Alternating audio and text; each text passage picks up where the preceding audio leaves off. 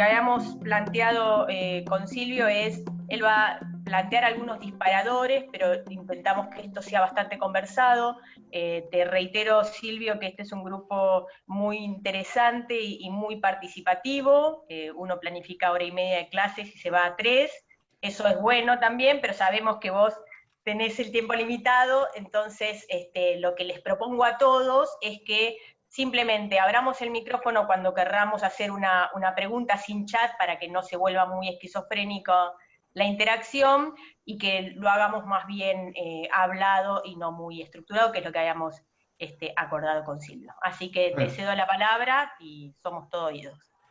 Bueno, muchas gracias, Nati. Siempre un placer trabajar juntos y coincidir en diferentes oportunidades. Yo tengo 1 hora y media de tiempo, más o menos, así que ese tiempo estoy disponible. Yo lo que quiero hacer primero es sobre, lo que pensé es plantear 6 temas que, digamos, para dispararle la conversación. Los tengo en un PowerPoint, estoy tratando de ver cómo subo el PowerPoint, si alguien me lo recuerda, porque cómo compartir pantalla, se lo agradecería. Mercedes, ¿Tenés ¿te un acordás? icono allí que dice compartir pantalla? Abajo. No, tengo, a ver.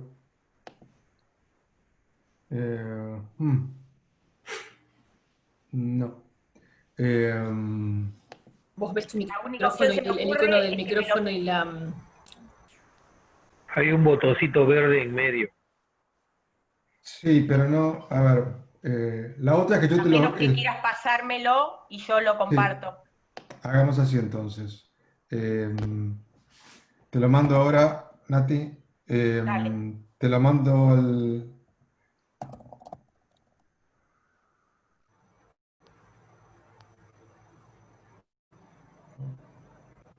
A ver, así lo Sí, espérame, dame un subo. segundo y yo ahí después sigo conversando.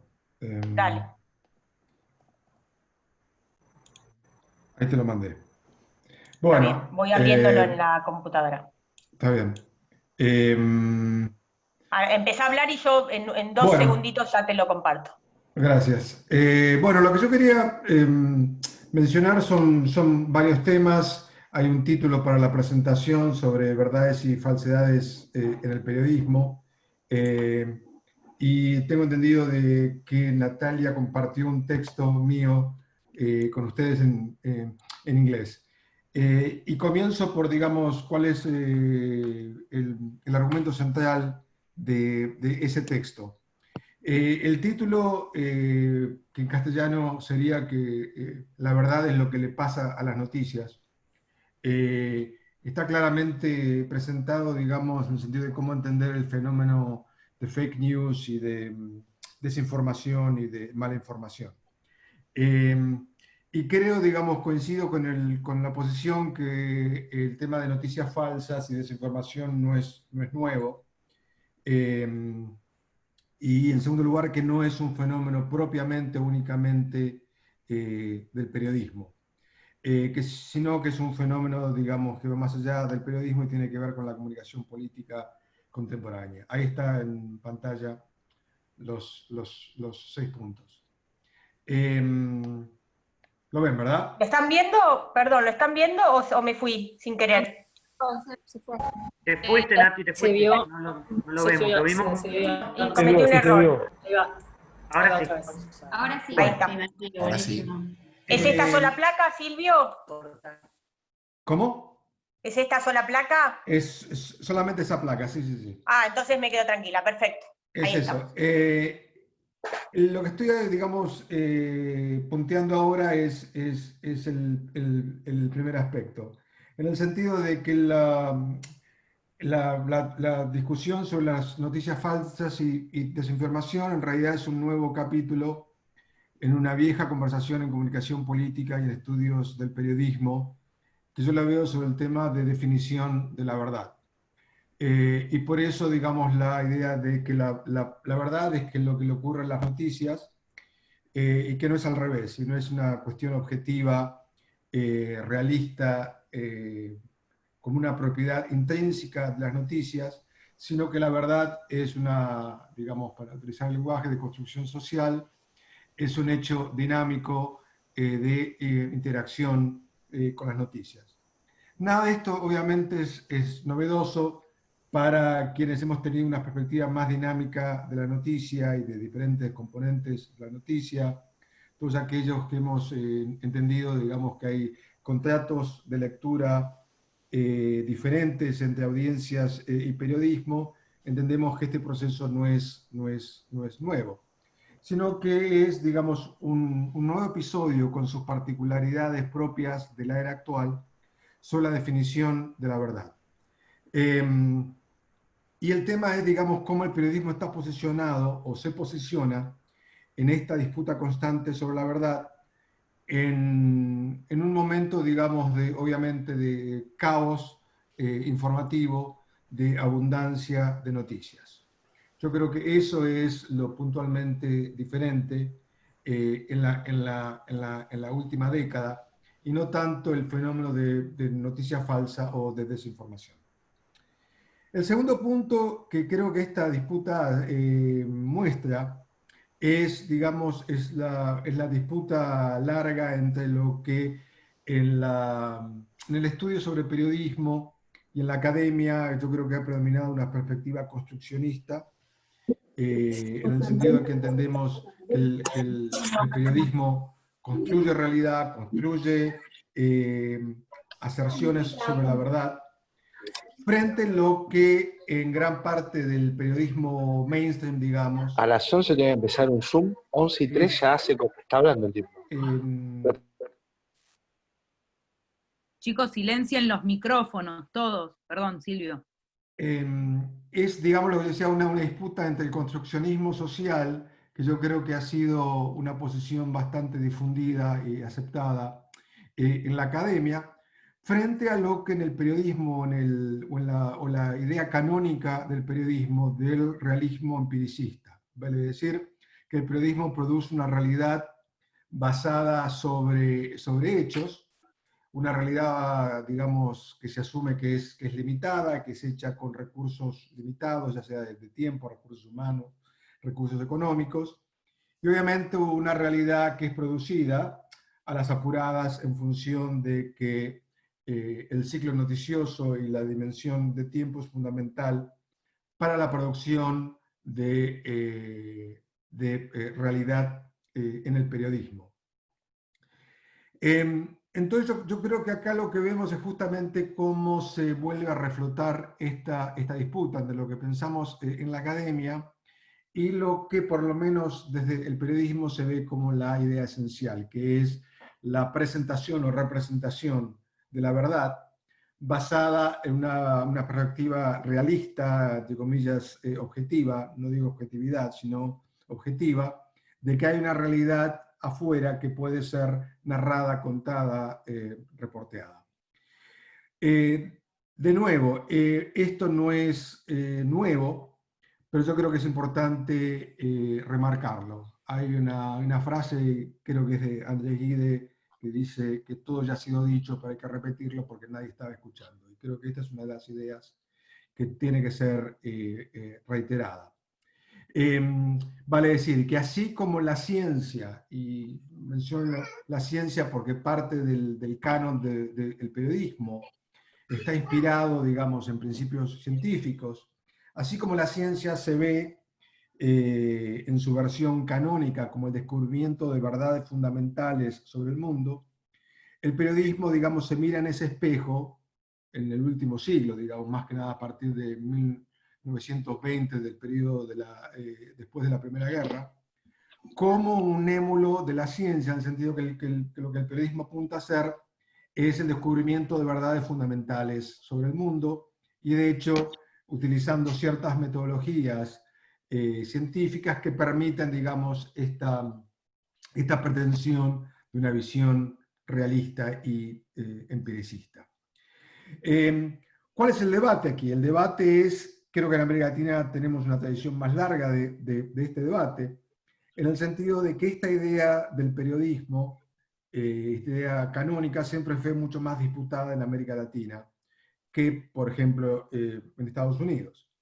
en el sentido de que cuando no hay un consenso sobre qué es el periodismo, cuando hay situaciones de polarización política que obviamente infiltran percepciones sobre la credibilidad o la verdad en el periodismo, y la situación actual de abundancia informativa, con múltiples formas de periodismo y circulación de información, que van desde diferentes formas de periodismo ciudadano hasta, obviamente, el protagonismo de los medios sociales. Estas cuestiones sobre el construccionismo y el realismo cobran una nueva vigencia y creo que son más relevantes que nunca. El tercer punto es justamente esto, que lo que estos fenómenos demuestran es que estamos en una transición, yo diría ya completa, de un momento de información limitada, que uno diría es una forma de caracterizar el orden o el desorden informativo hasta hace pocas décadas, a una situación actual de caos, complejidad e incertidumbre. En el sentido, ¿por qué digo esto? En primer lugar, por lo que ya ha sido muchas veces, que ya no existe una pirámide informacional como la existía hasta hace pocas décadas, en las cuales el periodismo ocupaba un lugar cumbre en esta, digamos, en esta pirámide informacional, y las teorías, ya sea, y esto Nati lo sabe mucho mejor que yo, las teorías sobre el agenda setting y el enmarcamiento de la información, estaban basadas sobre la premisa de que había una pirámide informacional y que el periodismo ocupaba un lugar descollante. Esto no quiere decir que hoy no haya una pirámide informacional, sino que es un fenómeno mucho más complejo, por eso digo complejo y caótico, que no es idéntico a la situación hasta hace pocas décadas. Cuando hablamos del orden actual, que yo digo como de caos, de complejidad y de incertidumbre, hablamos de, yo creo, varios y simultáneos colapsos. Uno es el colapso, obviamente, del periodismo en esta estructura piramidal. Otro es el colapso de la idea de hecho periodístico. Sabemos que el hecho ha tenido un lugar central en el periodismo, en el sentido que el periodismo cuenta hechos o reporta hechos, o gran parte de lo que el periodismo hace, depende de una construcción de lo que es un hecho periodístico. Habla una fuente, sucedió un evento, toda la literatura sobre el periodismo, digamos, incluso ha tratado de mostrar justamente esta construcción del hecho periodístico. Y así como, digamos, en la ciencia, la construcción del hecho fue una construcción disputada, como muestran diferentes historias sobre el desarrollo de la ciencia, en el periodismo siempre esta ha sido una idea, digamos, construida y una idea disputada, a pesar que la idea de hecho periodístico ha tenido un estatus canónico dentro del periodismo. Entonces lo que hoy vemos es, digamos, el cuestionamiento justamente de lo que es un hecho periodístico, en el sentido que diferentes periodismos presentan diferentes hechos, que los hechos son cuestionados dentro y fuera del periodismo, y obviamente el hecho que no olvidemos, la precariedad laboral dentro del periodismo es un problema justamente para la presentación de hechos periodísticos, porque por el hecho bastante simple que la reportería de hechos demanda tiempo, demanda recursos, y que no se, digamos, compatibiliza con las condiciones de trabajo, especialmente en América Latina. Otro colapso es el colapso de la llamada expertise, que hay varios procesos en estos. El periodismo pretendió ser una institución de expertos en noticia, en información, expertos y expertas, y que esta crítica actual frente al periodismo como expertise en información, que está ilustrada por la baja credibilidad del periodismo o la credibilidad sesgada según identidades partidarias e ideológicas en diferentes países. Creo que es parte, digamos, del cuestionamiento de la expertise en general. La expertise que va más allá del periodismo, lo vemos en el cuestionamiento de la ciencia, particularmente hoy en día, en medio de la pandemia, el cuestionamiento de los expertos, las expertas en salud pública, el cuestionamiento sobre la ciencia vinculada al cambio climático, el cuestionamiento de la historia como una serie de expertise que se manifiesta en el negacionismo histórico de diferentes hechos. Y obviamente que este descrédito de la expertise tiene una articulación política muy potente hoy en día en los populismos de derecha, de extrema derecha, que abiertamente, digamos, aplauden y ahondan el descrédito de la expertise. Entonces acá, vinculado con el periodismo, esta pretensión, yo diría, modesta del periodismo de ser, entre comillas, un árbitro de la realidad, de decidir qué es realidad, obviamente está cuestionada, así como está cuestionada la pretensión de otros expertos. Y esto es lo que nos muestra que en realidad estamos una agudización de esta idea de múltiples periodismos. Y así como hablamos, o ya se habla hace tiempo, sobre la desunidad de la ciencia, vuelvo a utilizar esta frase para hablar sobre la desunidad del periodismo. Yo vengo diciendo esto hace bastante tiempo, porque creo que en América Latina hay una tradición, digamos, bastante extensa de esto.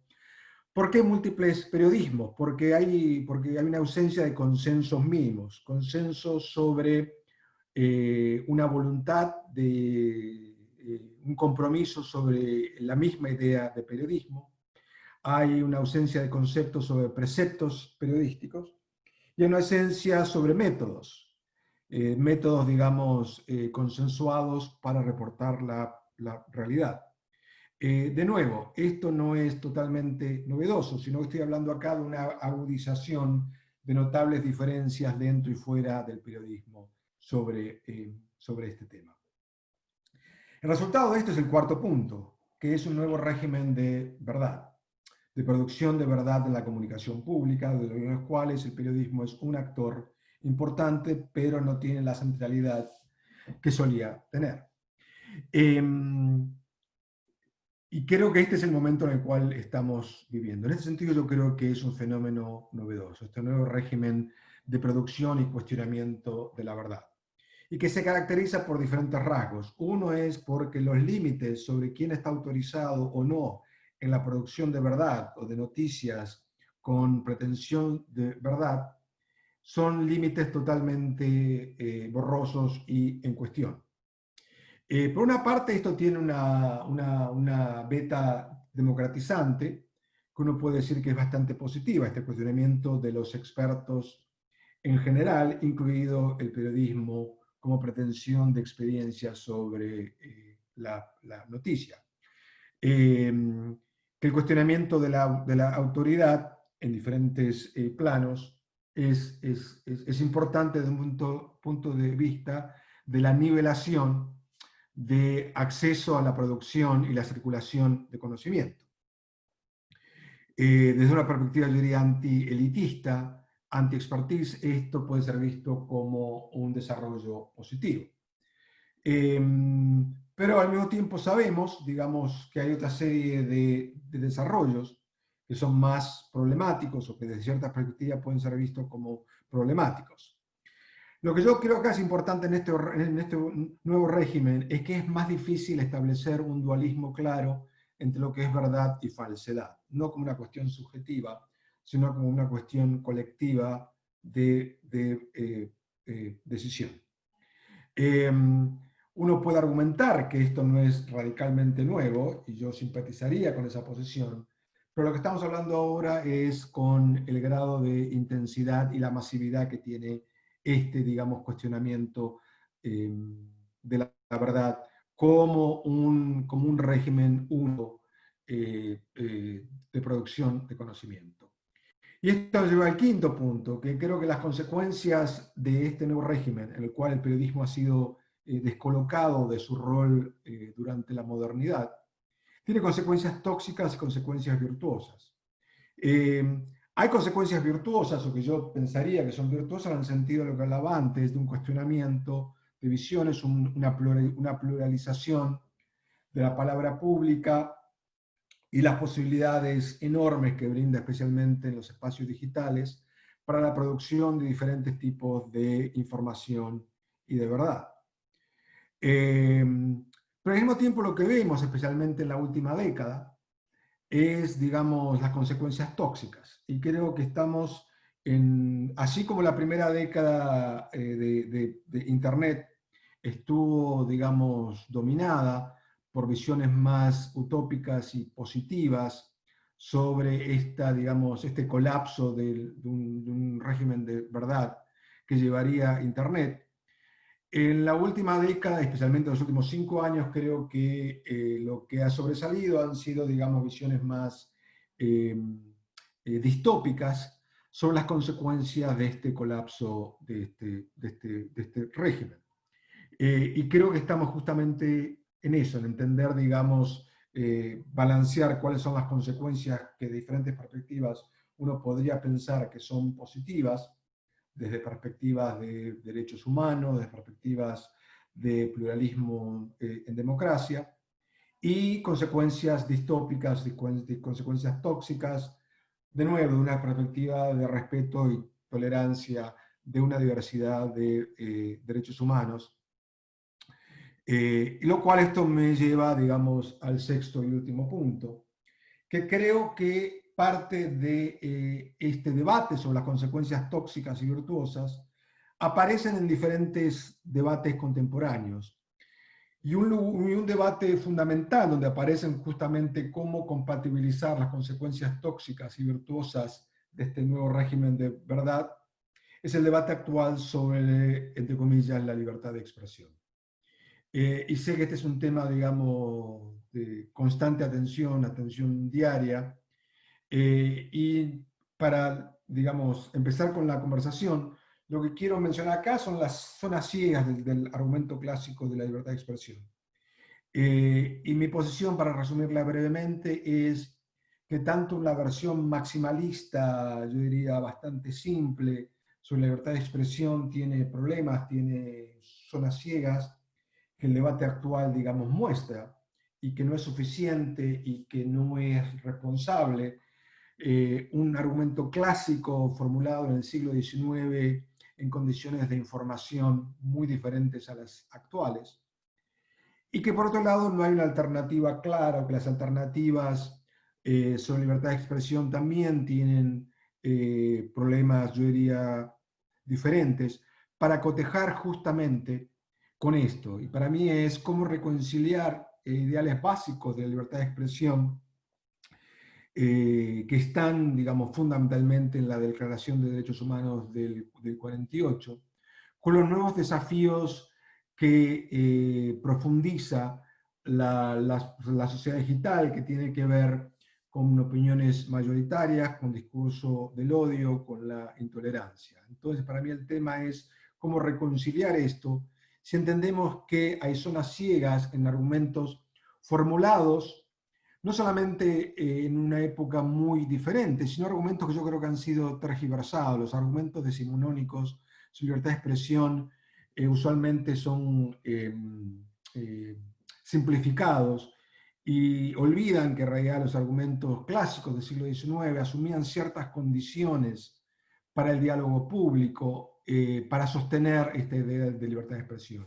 Y estos argumentos o necesidades o requisitos son usualmente olvidados por las posiciones, digamos, más maximalistas y que en realidad ofrecen una versión bastante simple de esto.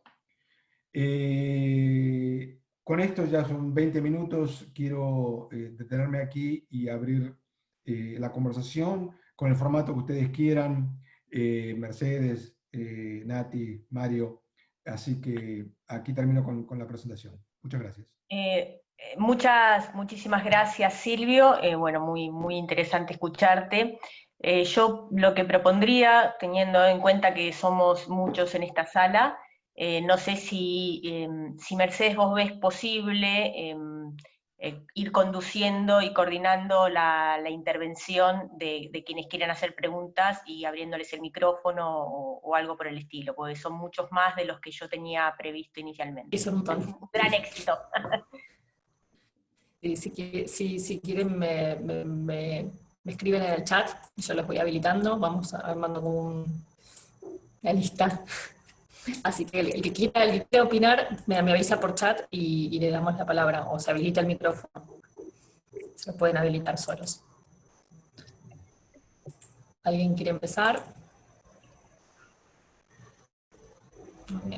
¿Puedo opinar? Sí, podemos. Cato Carbonell.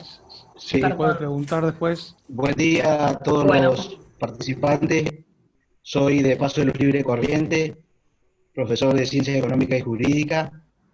Y bueno, mi pregunta va hacia algunos de los puntos que estuvo señalando el profesor ahí con respecto al tema de la noticia falsa, donde por ahí se confunde el tema de la noticia falsa con el tema de los trolls que está invadiendo todos los sitios web, en internet. Es impresionante cómo están invadiendo los trolls, ya sea para un lado o para otro, en el contexto político de nuestra Argentina, ¿no?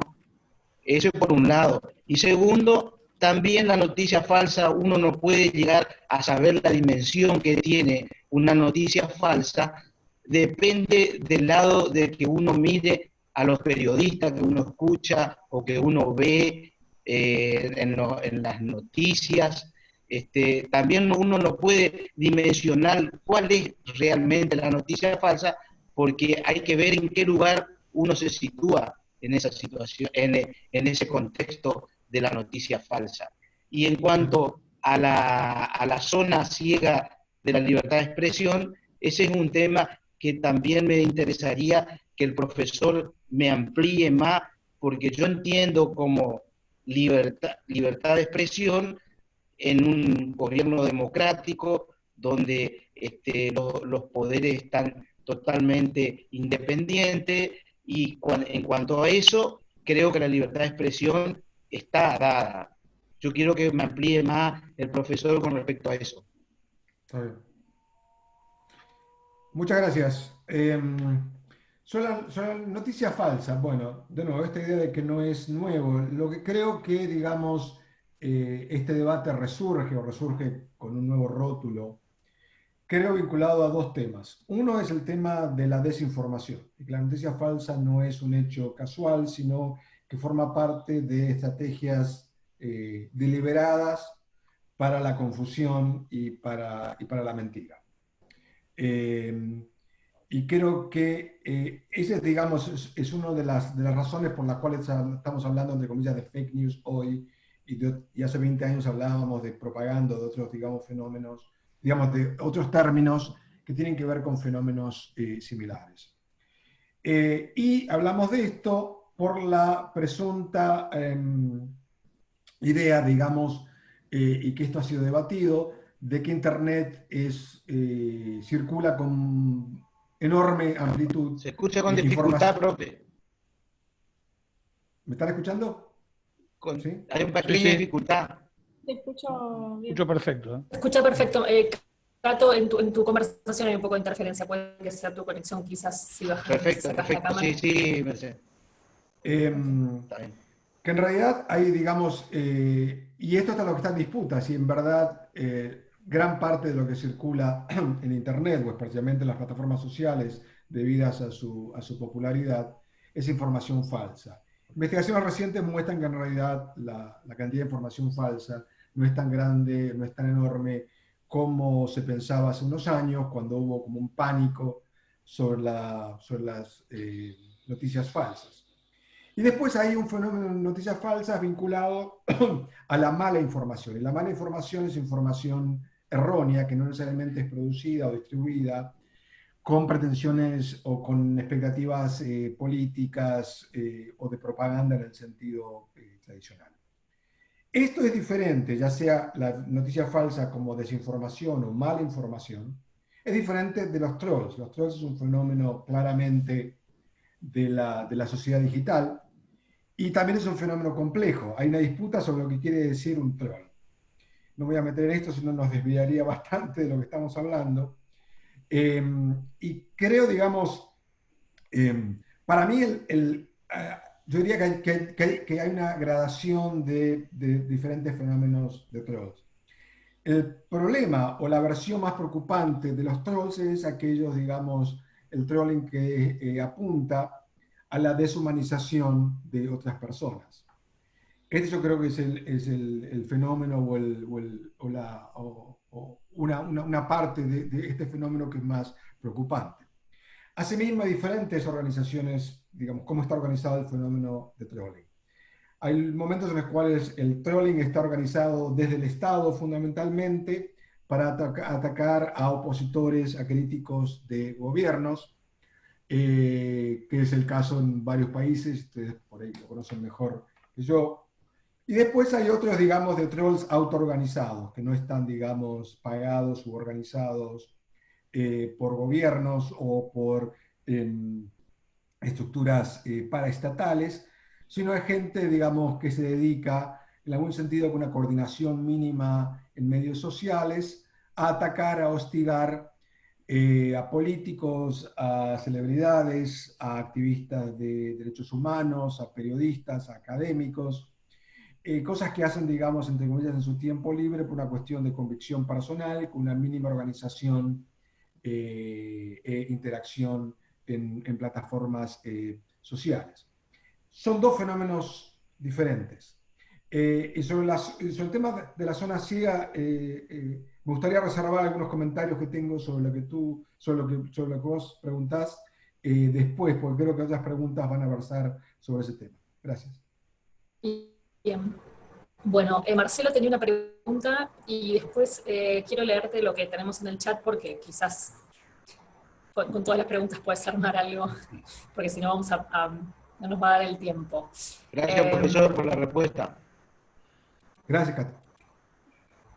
Sí, bueno, Mercedes, yo tenía una pregunta para Silvio en relación a lo que venimos viendo en estos días, el tema de la disputa por ver quién centraliza la agenda, digamos, si la agenda política se pone sobre la agenda mediática, si la mediática sobre la agenda del público y si la del público sobre las otras y cómo influyen.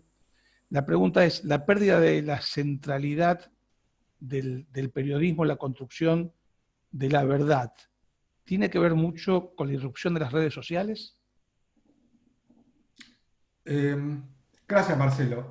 Sí, tiene que ver con la complejización de lo que hablabas, del tema de la agenda pública, la agenda oficial, la agenda mediática y la agenda, digamos, de la opinión pública en general. ¿A qué voy? En el sentido de lo que estamos hablando ahora en estudios de agenda son de niveles múltiples y se hablan de 3 niveles, digamos, en los cuales las agendas son formadas, digamos, o influenciadas. Y creo que en cada uno de estos 2 niveles los medios sociales obviamente operan de una forma importante. ¿Por qué? Por los estudios que sabemos que lo que es tendencia en redes sociales, si vemos lo que es tendencia, por ejemplo, en Twitter, como un indicador de agenda en esa plataforma social, y creo que Twitter es una plataforma social que hay que tomarla con mucho cuidado porque representa a una parte bastante limitada, digamos, influyente, pero limitada de lo que es la circulación de opinión y de agenda mediática, que esa agenda, digamos, complejiza o, digamos, se superpone con lo que convencionalmente entendemos con la agenda de los medios. La evidencia sobre esto yo creo que no nos da pie para conclusiones categóricas sobre, digamos, si los medios tradicionales siguen marcando agenda, tanto a nivel de discusión oficial o parlamentaria, como a nivel de los medios, como a nivel de opinión pública. Y creo que todavía estamos tratando de, yo diría, desbrozar cuál es la relación. Es una relación, como sabemos, compleja, que sería representada como un círculo de retroalimentación entre fundamentalmente élites políticas y medios, los cuales se agregaría, digamos, lo que uno puede entender como tendencia en Twitter, considerando, digamos, la visibilidad que tiene Twitter, especialmente dentro del periodismo y dentro de las élites políticas, y que ahí habría, digamos, como un círculo, dependiendo que sea vicioso o virtuoso, de reproducción de ciertos temas.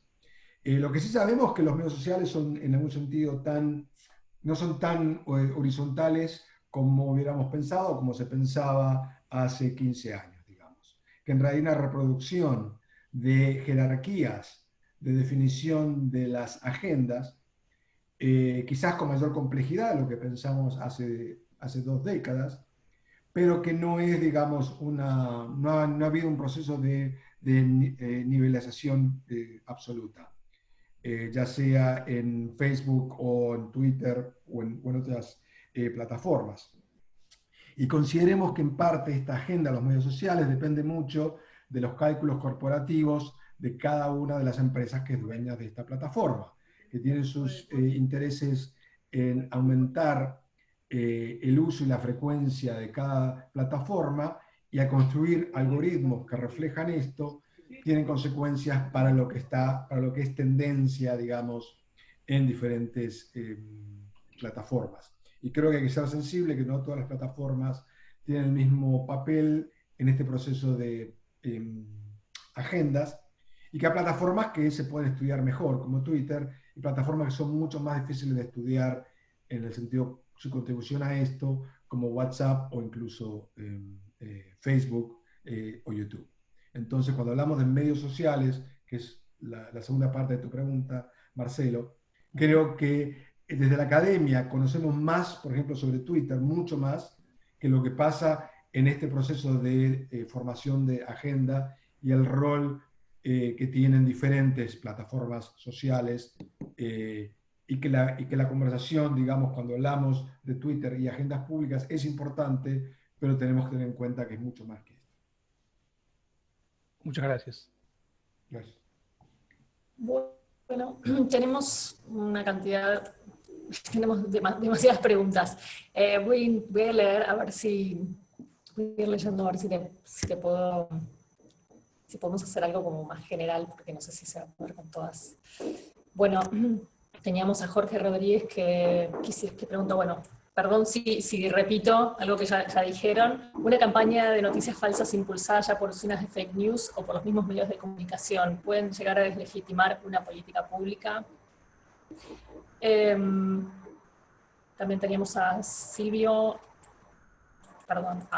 José Costa de Paraguay. Esperen, porque se me sigue moviendo el chat cada vez que entra una pregunta. También preguntan si podés volver a decir la diferencia entre Estados Unidos y América Latina con respecto al lugar del periodismo y la verdad, si queda tiempo. También Juan Caurel nos plantea que entre la obligación de denunciar los discursos de odio y el riesgo de contribuir a su difusión hay una línea muy fina, y cómo se concilia, a tu juicio, la necesidad de visibilizar la discriminación y los abusos, encapsular y aislar la desinformación. ¿Puedo seguir o va? No, mucho... creo que déjame intentar con esas 3 preguntas. Y después tengo más. Bueno. Excelentes preguntas, de paso. Si entiendo bien la pregunta de Jorge, es sobre las consecuencias de estas campañas, digamos, de información falsa. Y creo que sí, acá el tema es cómo se miden las consecuencias o el impacto. Y te doy un ejemplo, digamos. El tema de fake news, que tuvo, digamos, su momento de máxima exposición como tema de debate en el 2016, después de las elecciones del Brexit y de la elección presidencial en Estados Unidos en noviembre del 16, creo que obedecen, digamos, al temor que existió, que los resultados fueron influenciados justamente por estas campañas de deslegitimación de candidatos o de distribución de información fehacientemente falsa. Y lo que muestran los estudios posteriores es que en realidad, en primer lugar, hubo menor cantidad de información falsa, de fake news, de lo que se suponía. En segundo lugar, que el consumo estuvo limitado a ciertos grupos de votantes, no fue en general, sino que fue casi estratégicamente distribuida. Y en tercer lugar, que pareciera que aunque fuera limitada en términos de circulación y de la limitada, digamos, puntería estratégica, pudo haber influenciado, digamos, en una serie relativamente reducida de número de votos, pero que fueron votos decisivos, por lo menos en la elección de Estados Unidos. Entonces, cuando tu pregunta es sobre el impacto de esto, creo que es difícil contestarlo en líneas generales, porque tenemos que entender qué se entiende por impacto. Hay ejemplos, digamos, ustedes los deben conocer mejor que yo, digamos, de información falsa lanzada frente a una persona, entre comillas, pública, una persona que tiene un perfil alto en público, que su reputación fue dañada como víctima, digamos, de información falsa y de trolls. Entonces, digamos, esta sería otra forma de entender cuando hablamos de efectos.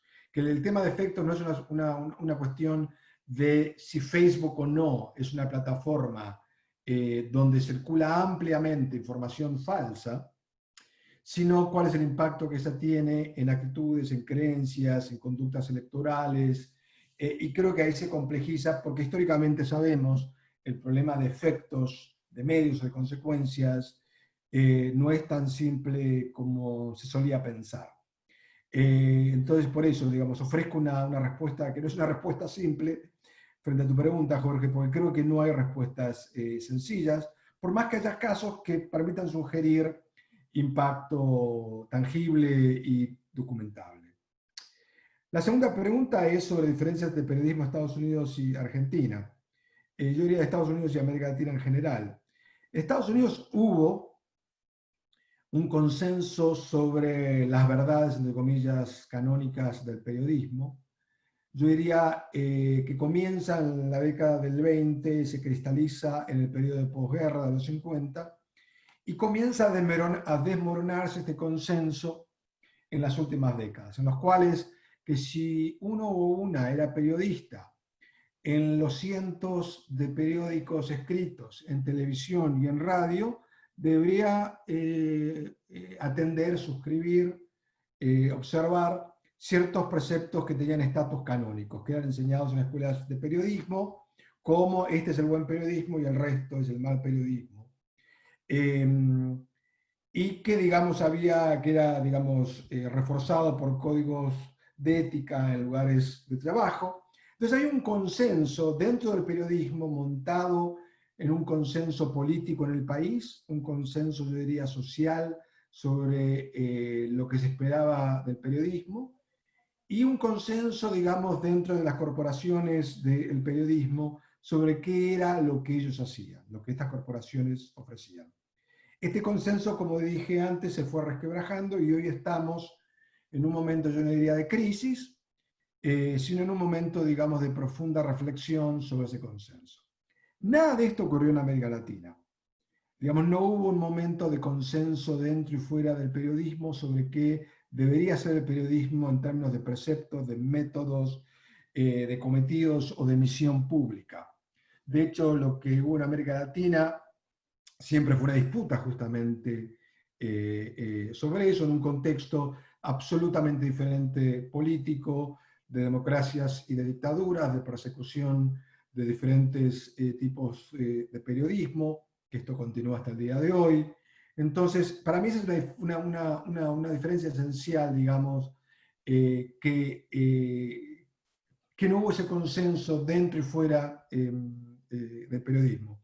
Por eso lo que yo siempre dije, que en realidad el periodismo como un proyecto de profesionalización en América Latina siempre fue un proyecto inconcluso, abierto, cuestionado, y que, digamos, lo que estamos viviendo hoy es una continuación justamente de esta larga historia. Y en Estados Unidos y en algunos países europeos hay una trayectoria bastante diferente.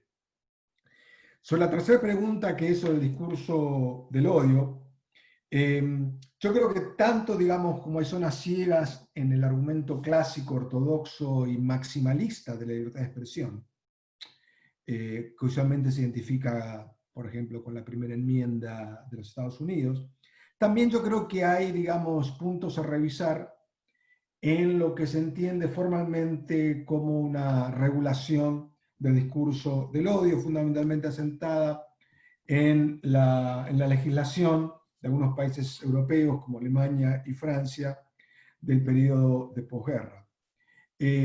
Porque, digamos, tanto legalmente como políticamente tienen sus complejidades, y creo que es necesario justamente atender eso.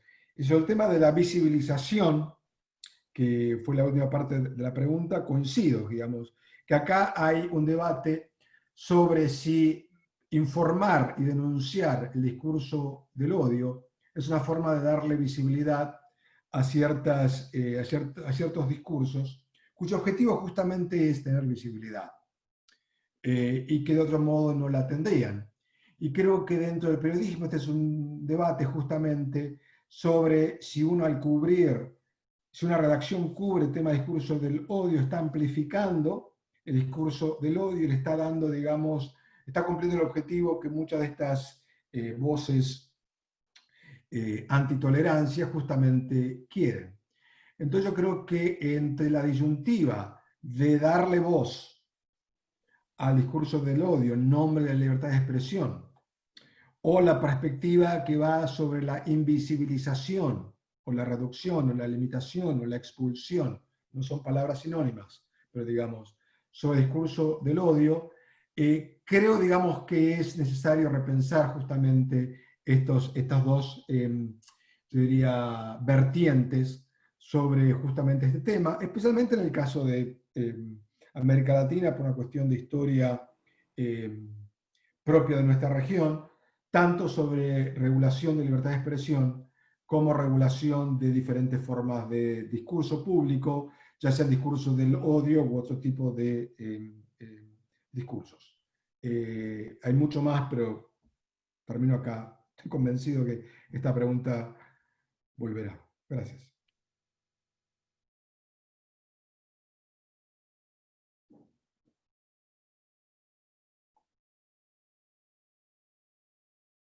Mercedes está silenciada.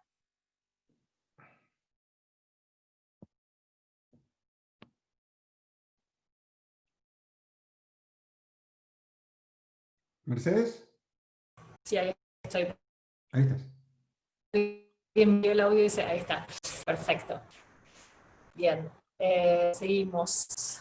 Natalia, ¿me querías decir algo sobre las preguntas? Te quería decir que reunieras de las 3 preguntas, no vamos a tener demasiadas tandas más claro, para posibles respuestas. La idea es cerrar la charla, no sé, 11:15, corregime Silvio si 11:15 es mucho. 11, o y 20 o y 25 está bien. Yo tengo una cosa a las 1:30, así que... Ok, entonces cerremos la 11:15 porque uno dice 11:15 y no es 11:15. Entonces démonos como plazo 11:15, hagamos un par de tandas más de a 3 preguntas, si te parece bien, si Silvio está de acuerdo. Seguro. Perfecto. Bien, cuando decimos 11:15, me están haciendo dudar de mi reloj. ¿Son 11:45? Porque el otro día tuve problemas con el reloj de la computadora. Ok, estábamos hablando de 12:15. Perdón, estoy pensando en el horario de Silvio. Ah, perfecto. No te preocupes, hablemos de hora argentina. Perfecto, sí, es que el otro día tuve un problema con el reloj, entonces de mi computadora.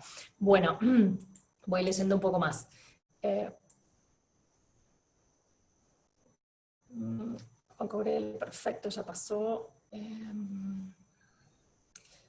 ¿Qué opinión tienes sobre la forma que gana favor en algunos sectores para el combate a las fake news, con el bloqueo, la moderación de contenidos, el cierre de cuentas decididos por las plataformas tipo Twitter o Facebook? ¿Cómo se entiende esto o cómo afecta esta solución en relación a la libertad de expresión? Preguntó José Costa.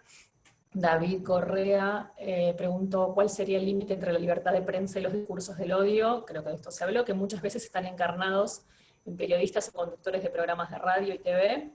¿Hay que apostar a la autorregulación o debería intervenir algún organismo del Estado? También pregunta Silvana Barrera cómo está analizando el debate sobre la cultura de la cancelación. Y en línea con la respuesta de Leonardo Cejas, pregunta Carla Sofía Lina Ripanti. Los trolls son parte de la fake news. Las fake news son el resultado de las campañas y los trolls son el instrumento. No sé si se entiende. ¿Podría reducirse a que serían también una campaña de marketing para manipular la información falsa? ¿Sigo con alguna más o ya está? No, creo que ya... a ver, bueno, justamente uno de estos temas de la complejidad que tiene el tema de libertad de expresión, es que cuando estamos hablando de libertad de expresión hoy en el mundo digital, gran parte obviamente está controlado o vehiculizado por plataformas privadas, que es diferente a cuando hablamos de libertad de expresión en hechos que directamente tienen que ver con la acción de gobierno. Esto en primer lugar. Recordemos que libertad de expresión, cuando hablamos históricamente, tiene que ver con una cuestión pública. En gran parte, cuando estamos hablando de comunicación digital, si bien obviamente es la comunicación pública, gran parte de esto está vehiculizado, y como vemos, digamos, constantemente, por plataformas, por corporaciones privadas, que tienen, digamos, no solamente sus propios objetivos comerciales, sino tienen sus reglas de uso. Como Twitter o Facebook, etc. Entonces, es importante distinguir esto. Aquí va esto. Vemos que estas plataformas, que hoy son centrales cuando hablamos de la plaza pública digital, tenían, digamos, una idea, yo diría, entre comillas, bastante simple sobre el tema de libertad de expresión, adherieron fervientemente a la idea de la primera enmienda, no por una cuestión de convicción ética filosófica, sino una cuestión de protección legal, y sumado, digamos, a un punto de la legislación de Estados Unidos que las protegía legalmente de diferentes formas de expresión en las plataformas. Entonces, esto fue el marco inicial de cómo estas plataformas se lanzaron y pensaron regular el discurso público. Pensemos, son plataformas que regulan el discurso público. Si uno lo quiere llamar censura, lo puede llamar censura, pero regulan. El tema es que estos lineamientos de conducta, por más que sean transparentes, cuando uno se suscribe tiene que leerlos, o la mayoría debería leerlos y coincidir, es que raramente son aplicados de forma sistemática. Entonces las plataformas lo pueden hacer porque dicen las condiciones que le ponemos a cualquier usuario es que obedezcan nuestras reglas sobre lo que se habla y lo que no se habla. Si uno no está de acuerdo con eso, no usa la plataforma o utiliza otra plataforma. Pero esto es diferente a la regulación en el sentido clásico, como entendemos, de los gobiernos, por parte de los gobiernos sobre discurso público, que es fundamentalmente la primera enmienda o derechos constitucionales en América Latina. Son dos cosas diferentes.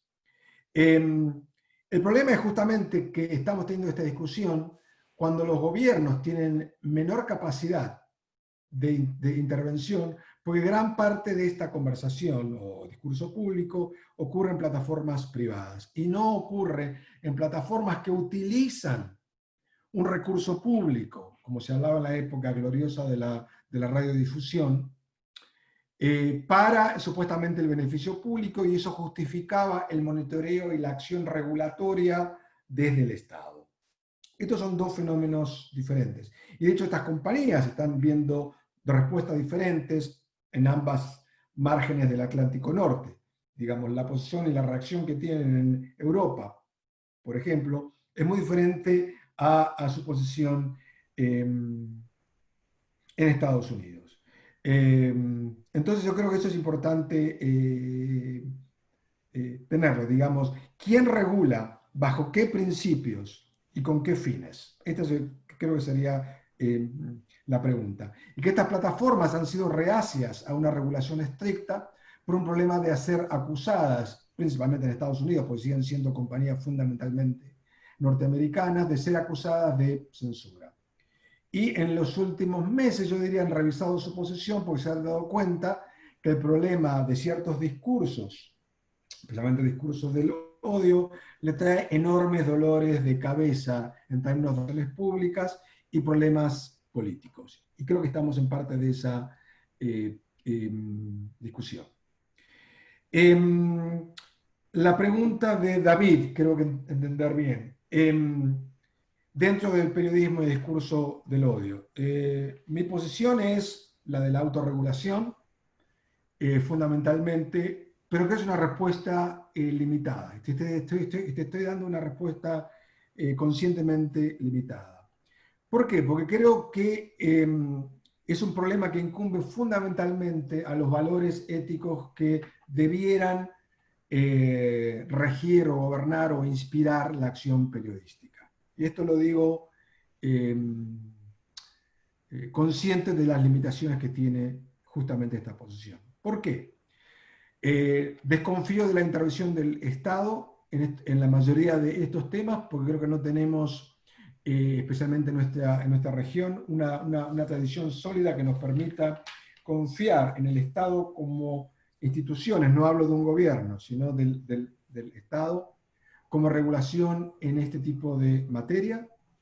Pero al mismo tiempo soy consciente que, como lo que decía antes, que hoy gran parte de lo que es el periodismo no es el sentido de que muchos periodistas o periodismo, digamos, convencional, definen lo que es el periodismo. Y gran parte de lo que hoy circula como información en diferentes medios de radiodifusión o en plataformas sociales, es periodismo en el sentido del uso, pero no es periodismo en el sentido de que no está hecho por gente que se ve como periodista o que piensa que debe estar regulado por principios comunes a lo largo y ancho del periodismo. Entonces, por eso digo que soy consciente de las limitaciones. Por una parte, yo apoyo la autorregulación, pero entiendo que la autorregulación no es una explicación o una posición incompleta, debido justamente a la porosidad y la fluidez de lo que quiere decir hoy periodismo y noticia. En lo cual gente que no tiene formación periodística y que no está compenetrada, digamos, dentro de esta idea de la autorregulación o de la ética periodista, tiene posiciones menores o importantes en la circulación de información. La pregunta de Silvana sobre la cultura de la cancelación, como primer paso yo creo que tiene que ver sobre cómo entendemos cancelación, que es una palabra que se ha convertido, digamos, una palabra como así, hace 4 años la idea de fake news se convirtió en una palabra comodín, y creo que es importante, pero creo que es una palabra bastante ambigua. ¿Y qué es cancelación? Cuando Twitter cancela ciertos mensajes de Trump, eso es cancelación. Cuando un periodismo decide no entrevistar o cubrir a grupos racistas para no darle amplificación, es eso cultura de cancelación. Creo que, digamos, para mí la cancelación, parte del problema justamente es la ambigüedad que tiene la palabra, y creo que deberíamos entender quién es, digamos, responsable por la llamada cancelación, y por qué la llamamos cancelación y no regulación, o censura, o priorización, otras palabras que creo que tienen que ver con algunos de los temas que supuestamente la cancelación habla, y cuál es el propósito. Porque si no entendemos el propósito, lo vemos solamente como un acto, ya sea de censura o regulación, positiva o negativa, sin entender, digamos, cuál es el modelo de discurso público que subyace a una decisión, entre comillas, de cancelación. No es un fenómeno nuevo, el periodismo siempre toma decisiones sobre qué cubrir y qué no cubrir, a quién darle palabra, a quién no darle palabra, por cuánto tiempo. Eso es cancelación, eso es regulación, eso es censura, son decisiones editoriales.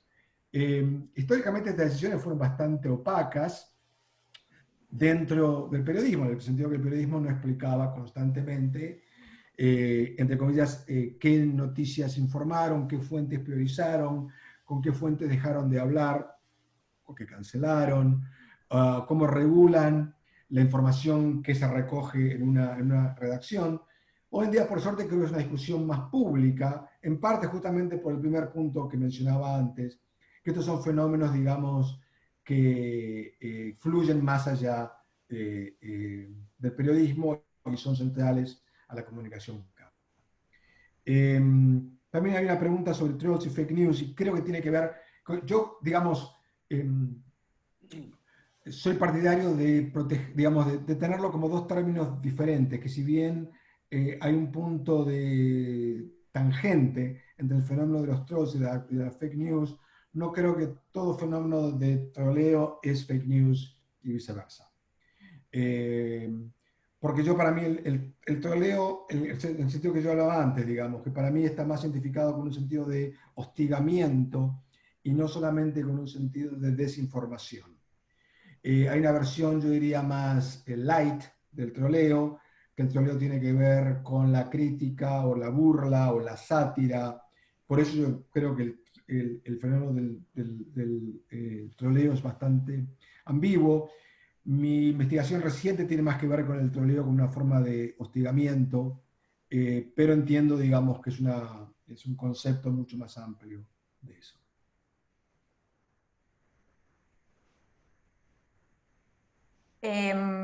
Perdón, la intervención, Mercedes, no pude mirar las preguntas, que son 1500 en el chat. Lo que quiero, sin querer reprimir la pregunta de nadie, es que en orden de cómo fue apareciendo, propongas una pregunta más como para que Silvio pueda dar un cierre y lo saludemos y agradezcamos y despidamos. Okay. Una, a lo sumo dos, si son muy... ¿Podemos ir con dos más, Silvio? Sí, no, seguro, tiempo. Dale. Tiempo tengo, Vamos por lo con menos dos 15, más. 20 minutos más, seguro. Ahí está, dos más, y de última 2 o 3 más, y que él responda las que pueda en estos 15 minutos. Bien. ¿Cómo se define el discurso del odio? Porque pareciera que en Argentina todo es discurso del odio. Lo preguntó Marcelo Ordóñez. Juan Pablo Chiodi nos pregunta qué incentivos existen para que las fake news no sean una herramienta usual en las campañas políticas. Y también Santiago Satarno nos pregunta si podés recomendar algún libro o artículo sobre el tema de la regulación de las redes en relación a la libertad de expresión y fake news. Excelentes preguntas. A ver, discursos del odio hay definiciones y yo aconsejaría, digamos, que obviamente por cuestión de precedente legal y de inspiración legal en diferentes partes del mundo, la legislación, de nuevo, en Francia, en Alemania particularmente y en otros países europeos, digo, por antecedente legal, es una referencia. Digamos, para mí la palabra clave acá es deshumanización del otro. Entiendo que esta definición no capta la variedad de fenómenos que pueden ser entendidos en ese sentido, pero es la negación de la humanidad del otro, ya sea por apelaciones raciales o sexuales, religiosas, étnicas, etc. Y acá, digamos, y justamente es lo que se habla en esto. ¿Por qué lo digo? Porque lo que estamos viendo es que si coincidimos en estas definiciones estándares sobre el discurso del odio, el patrullaje y el monitoreo, por una parte, es difícil, por varias razones, sino porque justamente aquellos grupos que fomentan odio tratan de disfrazar su odio. Y esto es lo que vemos en estudios recientes sobre trolls, discurso del odio. En el sentido que tratan no de utilizar, por ejemplo, ciertos símbolos identificados con el odio, para que justamente no sean captados por los medios sociales o por mecanismos de regulación o de denuncia, justamente. Entonces lo que hay es una flexibilidad y una acomodación por parte de grupos o de individuos que propagan odio para que justamente no sean captados así. O en algunos sentidos que lo hacen a propósito, justamente para generar la visibilidad en espacios amplios en Internet. Para mí es eso, digamos, esa es la forma. Pero creo que hay un problema justamente, y esto lo mostramos en un artículo que estoy trabajando con un colega, que una cosa era el monitoreo del discurso del odio en situación de información limitada hace 3 o 4 décadas. Hoy en día es mucho más difícil, con lo cual no quiere decir que uno tenga que exculpar a las plataformas sociales o a las empresas dueñas de las plataformas, sino que es un problema que requiere otro tipo de posición. Pensemos que las plataformas sociales en las cuales, digamos, gran parte de esta discusión ha versado, históricamente vieron que el principal problema que ellos tenían en términos de discurso público era la pornografía y el erotismo. Entonces diseñaron algoritmos o formas de regulación de contenidos, o si quieren llamarlas de cancelación de contenidos, para captar contenidos visuales fundamentalmente, para, digamos, tener una plataforma, entre comillas, limpia de ese tipo de contenidos. El caso de YouTube es el más claro. Y que no fueron diseñadas para captar, regular y expulsar contenidos, digamos, no visuales o no, que no eran necesariamente, que no cabían en la definición convencional de pornografía o de erotismo. Y es aquí, digamos, que el discurso del odio entra como un problema de mayor complejidad de lo que estas plataformas quisieron reconocer, que en muchos casos todavía admiten, y que va mucho más allá de una regulación, entre comillas, tecnológica de ciertos contenidos visuales. Y creo que parte del debate es justamente eso. La pregunta de Pablo, yo creo que los incentivos sobre fake news existen y no habría en campañas electorales y campañas fuera de sitios electorales, existen, y que no hay falta de incentivos para no hacerlo. Lo que sí hay, hemos visto una notable habilidad para adaptarse a los diferentes obstáculos o regulaciones que hay en las plataformas de los medios sociales frente a los fake news. El fake news es, por definición, información que quiere parecer que es información periodística con el uso de los titulares o del lenguaje o de la fotografía, pero que en realidad es información falsa, que no existe.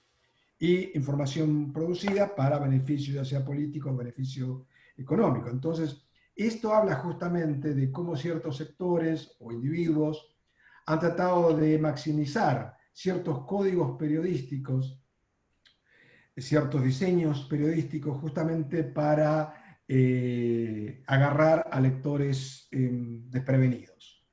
Y creo que no ha cambiado fundamentalmente esta situación en los últimos 4 años, tanto en el sentido del porqué de estas estrategias, como la facilidad de generar información falsa.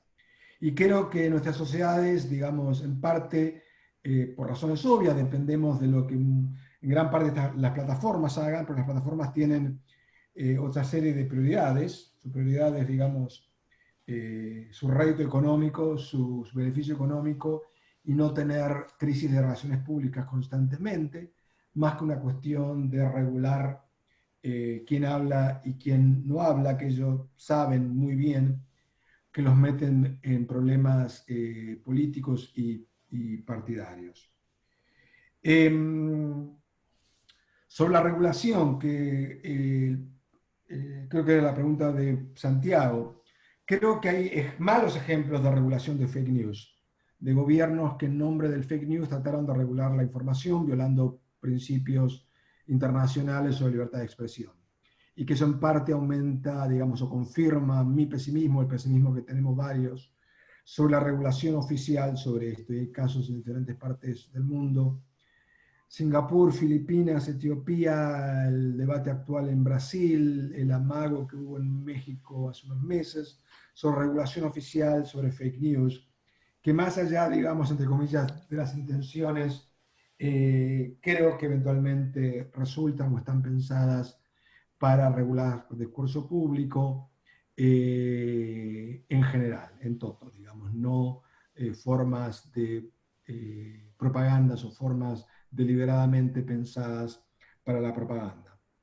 Esto no quiere decir que se resuelva el problema de la fake news, el hecho de que uno desconfíe o tenga mucha cautela frente a regulación desde el Estado, sino, digamos, es cuestión de pensar esto. Yo soy más escéptico en el sentido de que las fake news, más allá de lo que las plataformas de los medios sociales hagan, en parte porque son responsables de la vehiculización y la masificación de esto, que es un fenómeno que va a exceder lo que estas plataformas hagan. Digamos, va a decir que la fake news y la desinformación son hechos que están aquí y que no van a desaparecer justamente por este caos y esta abundancia informativa que yo mencionaba al principio.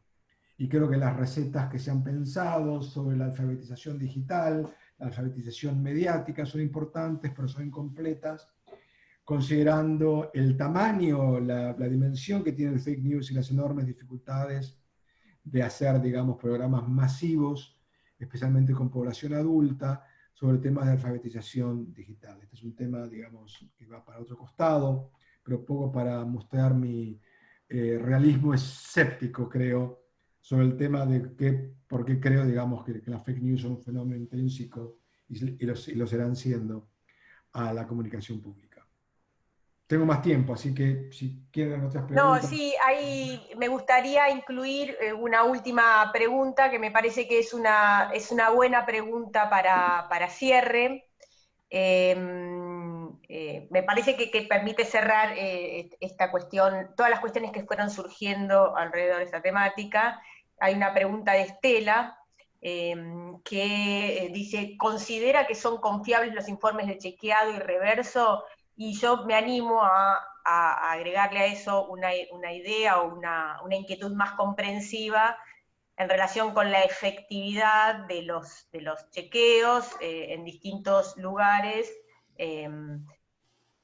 relativo a la circulación y la posibilidad de intervenir en desactivar o dar visibilidad a la circulación de fake news. O sea, en qué medida el propósito del chequeo, que sería desactivar o checar o mostrar la falsedad de una determinada estrategia de desinformación, logra ser efectiva en este ecosistema. Sí. Excelente pregunta también. Sobre la confiabilidad,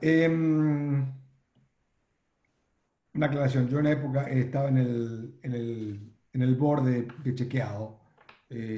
Sigo considerando que el trabajo de chequeado es importante, es valioso, pionero, marca tendencia, no solamente en América Latina, sino es considerado como muy válido por organizaciones similares alrededor del mundo. Si es confiable, yo creo que es confiable en el sentido que está hecho, hasta donde yo sé, con bastante cuidado, con bastante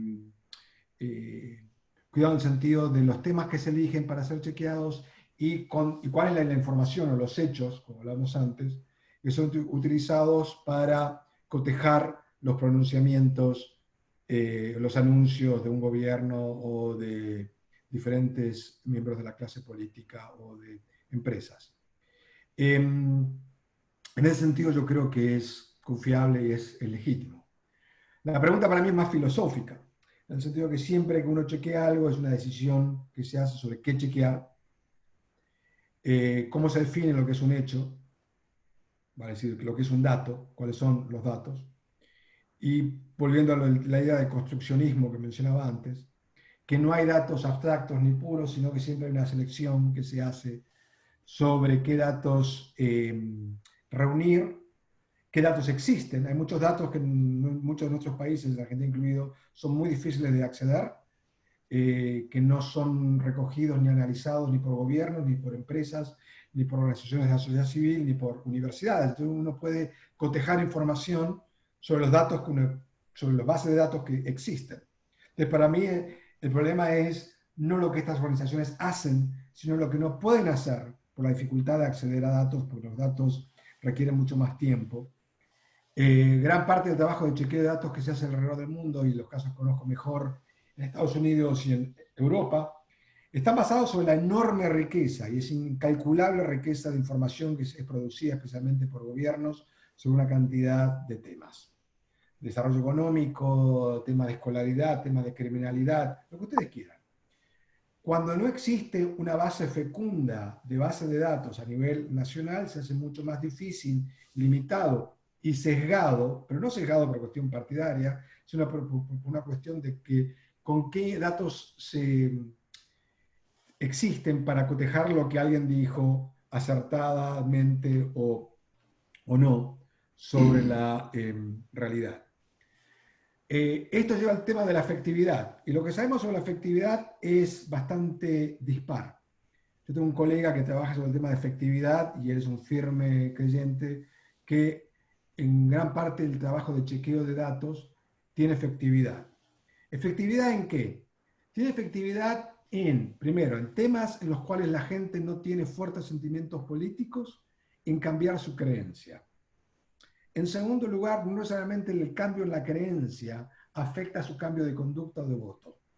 Entonces, las investigaciones sobre efectividad muestran que hay impacto positivo en algunos casos. Por ejemplo, en temas de salud, cuando el tema de salud no está politizado, polarizado, partidizado.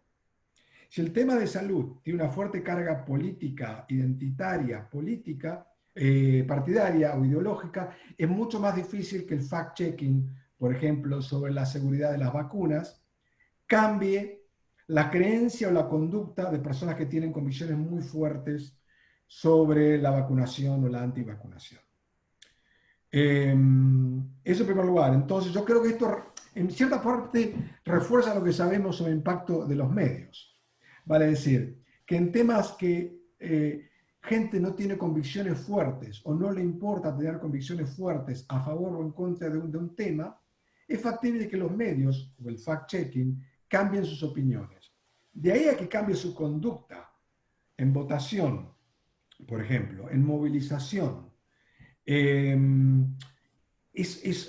lo que vemos, lo que sabemos bien es que hay como un hueco, lo que se dice como un gap entre lo que la gente cree y lo que la gente hace. Entonces yo no sacaría conclusiones que si bien en algunos casos el fact-checking puede cambiar conocimiento, impresiones o actitudes, que no necesariamente eso lleva a cambio de prácticas.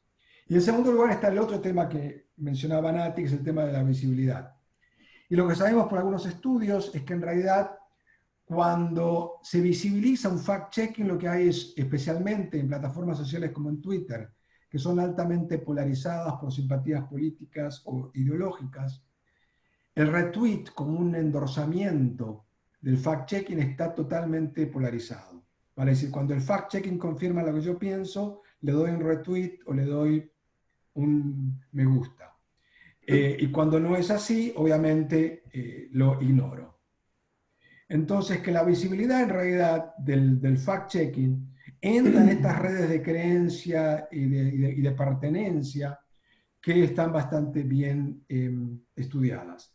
Esos son los estudios que yo recuerdo haber leído hasta el año pasado, que muestran, digamos, qué pasa cuando el fact-checking entra en el flujo informativo de los medios o de los medios sociales, en el sentido de que entran justamente en esta eterna disputa sobre cómo se utiliza la información, en el sentido de que se le da a lo que uno piensa que es confiable por el sesgo de confirmación, porque confirma lo que uno ya cree.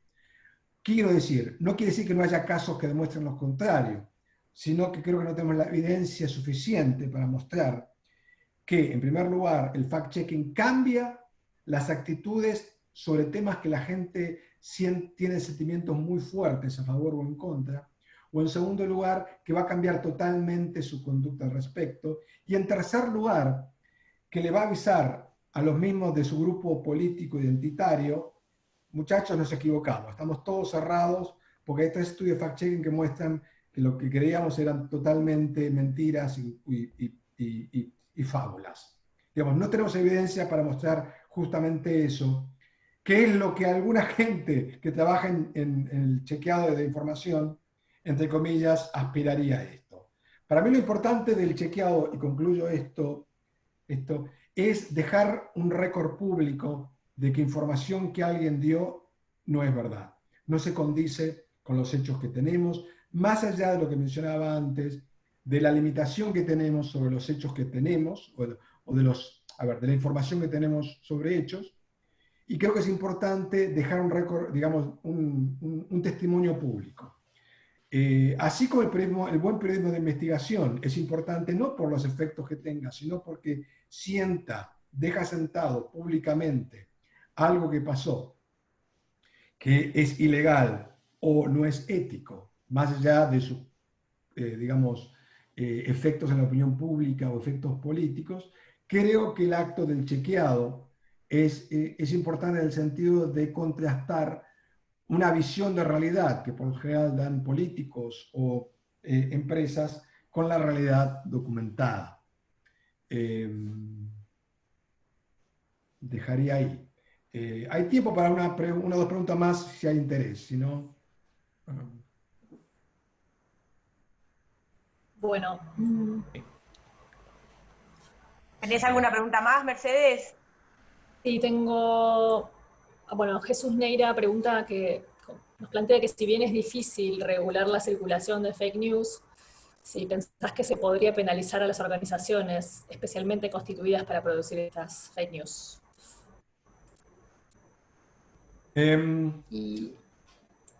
A ver, el tema es penalizar a quién y quién haría la penalización y de qué penalización estamos hablando. En algún sentido, muchas de estas organizaciones son organizaciones que las plataformas mismas no quieren conocer por una razón simple. Gran parte del problema es que las plataformas han negado ser más transparentes. ¿Por qué? En parte porque no quieren saber la dimensión del fenómeno. Porque si supieran la dimensión del fenómeno de la información falsa, la propaganda, estarían sujetas en algunos países a procesos judiciales. Entonces, si no lo documentan, miran para el otro lado, no son responsables, no saben el problema. Entonces, ellas cargan con una fundamental responsabilidad en este sentido de no querer saber la dimensión de este problema. En segundo lugar, que cuando lo saben no son transparentes y continúan siendo opacas. Entonces, en principio, como instituciones que deberían regular sus propias plataformas de acuerdo a sus lineamientos propios, no lineamientos públicos o de la convención o de derechos humanos, sus lineamientos propios tampoco los aplican, porque no quieren saber la dimensión de este problema. En segundo lugar, gran parte es que estas organizaciones son organizaciones fantasmas. Con otros colegas venimos haciendo un trabajo sobre la proliferación de sitios que llamamos sitios fantasmas, que aparecen y desaparecen con información falsa o información absolutamente y deliberadamente sesgada, que no se pueden encontrar quién la ha producido. Incluso con cierta sofisticación tecnológica es difícil captar esto, digamos, captar quiénes están produciendo esta información. Y entiendo que este es un fenómeno que obviamente las agencias de inteligencia en diferentes partes del mundo están justamente abocados a entender el origen de esta información falsa, no la información falsa que uno de nosotros coloca, sino, digamos, de grandes actores con recursos cuyo propósito es día y noche, digamos, difundir información falsa. Y las dificultades, tanto de encontrar la identidad de estos autores, como en algunos casos la desidia, tanto de gobiernos o de plataformas corporativas, de entender y de, entre comillas, penalizar a quienes son responsables de esto. Por eso yo, digamos, tengo cierta precaución, digamos, sobre justamente esto, de las dificultades de esto. Más allá, digamos, del problema filosófico, desde una perspectiva clásica de libertad de expresión, sobre regulación, y cuando Jesús habla de penalizar, uno podría entender el lenguaje de penalizar como cierta forma de regulación, ya sea positiva o negativa, de discurso público que está visto como un discurso, digamos, de la mentira, o un discurso del odio, o discurso de la confusión, que son diferentes, pero digamos, y creo, digamos, justamente esto es no solamente una dificultad logística, sino que es un problema que excede, como entendíamos hasta hace muy poco, el tema de la penalización de discursos antisociales, ya sean de desinformación o de discurso del odio. Justamente por el rol que tienen tanto estas enormes plataformas globales, digitales, que controlan o que son vehículos de gran parte de este discurso, sino porque en algunos casos estas plataformas están alineadas, yo diría, con una visión geopolítica, filosófica y corresponde a sus países de origen, ya sea en Rusia, en China o en Estados Unidos. Entonces ahí se complejiza mucho más el problema, digamos, de cuáles son los discursos que son vistos como discursos antisociales, cómo se identifican a los responsables, si hay interés justamente en identificar a los responsables, y en tercer lugar, cuáles son las regulaciones o las penalizaciones. Esto va mucho más allá de cómo entendíamos los medios, el Estado, la ética periodística y el discurso público hasta hace poco. No digo que no sea importante, digamos, ofrece una base para entender esto, pero el problema es mucho más complejo y excede, digamos, los cauces analíticos y legales de cómo pensábamos esta cuestión.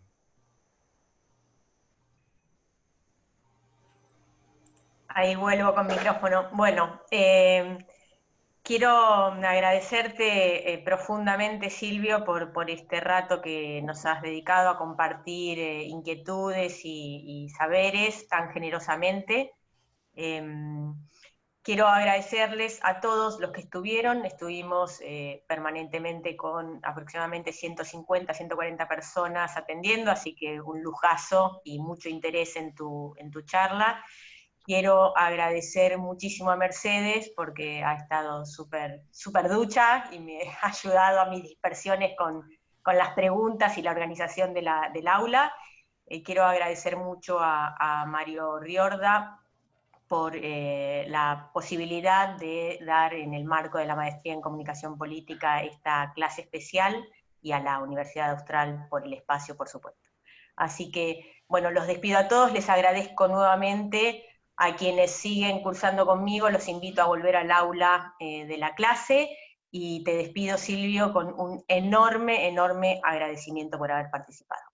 Muchas gracias a ustedes por la invitación, por la conversación. Lo siento que hubo una serie de preguntas que no tuvimos tiempo para llegar. Si quieren me la pueden hacer por correo. Mi correo está en internet, mi apellido completo, en la Universidad George Washington. Así que siento que, digamos, que no tuvimos tiempo, pero bueno, disfruté mucho de la conversación. Es siempre un placer verlos a ustedes, especialmente a Nati y a Mario. Y muchas gracias, Mercedes. Seguimos en contacto. No, por favor. Gracias a todos. Gracias. Chao. Nos vemos.